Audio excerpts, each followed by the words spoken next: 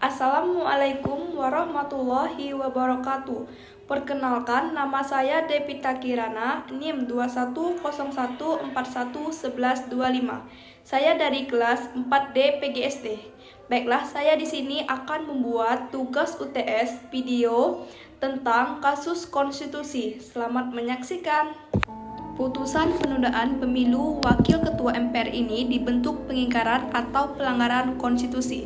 Sabtu 4 Maret 2023 pukul 11.08 WIB, Wakil Ketua MPR Syarif Ahsan menilai putusan Hakim Pengadilan Negeri Jakarta Pusat PN Jakpus atau gugatan Partai Prima dengan nomor register 757 atau PDT G 2022 PN-JKT Pusat adalah bentuk nyata dari keliruan berpikir dan pengingkaran terhadap amanat konstitusi. Pasal 22E ayat 1 UUD 1945 tegas-tegas menyatakan secara langsung, umum, bebas, rahasia, jujur, dan adil. Setiap 5 tahun sekali, rumusan norma ini telah jelas mengatur bahwa pelaksanaan pemilu dilakukan secara periodik setiap 5 tahun. Artinya, jika pemilu dilaksanakan pada 2019, maka pemilu berikutnya wajib diselenggarakan.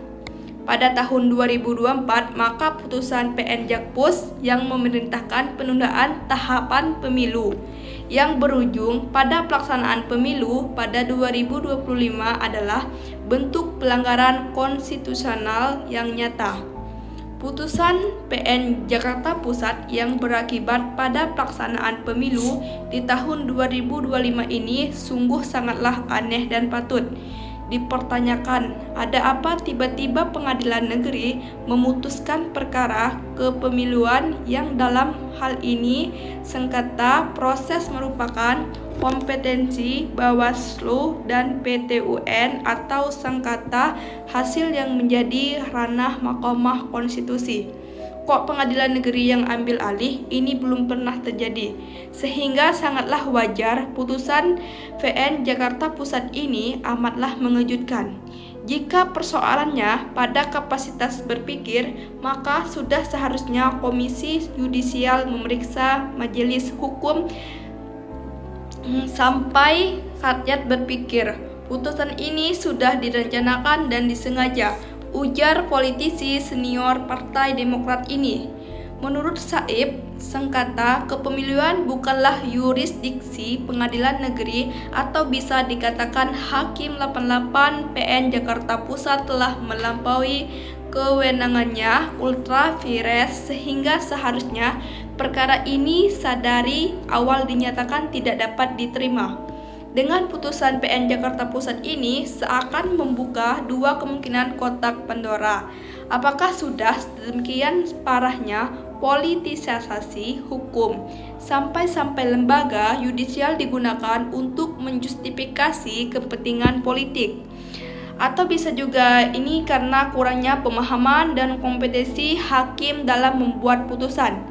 Jika ini soalnya pendidikan hukum, bagi para hakim tentu menjadi pertanyaan lainnya. Semoga saja ini karena Hakim PN Jakarta Pusat keburu sembrono dan tidak cermat membuat keputusan. Ingatlah, putusan ini membawa implikasi yang sangat serius terhadap kehidupan kenegaraan dan kenegaraan secara luas. 2024 kita akan menyongsong suksesi kepemimpinan di semua tingkatan, pusat dan daerah, eksekutif dan legislatif. Putusan PN Jakarta Pusat ini hanya akan menyia-nyiakan dinamika kontraproduktif. Dalam perjalanan bangsa, kita semua akan disesaki ketidakpastian. Itulah penjelasan dari kasus saya. Wassalamualaikum warahmatullahi wabarakatuh.